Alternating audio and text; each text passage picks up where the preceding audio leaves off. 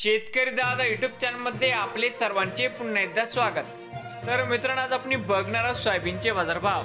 लातूर जिल्ह्यातील आदर्श agro industries Latur येथील आजचे सोयाबीनचे बाजारभाव म्हणजे दिनांक 23/2/2024। तर मित्रांनो, आजचे चालू खरेदी सोयाबीन बाजारभाव।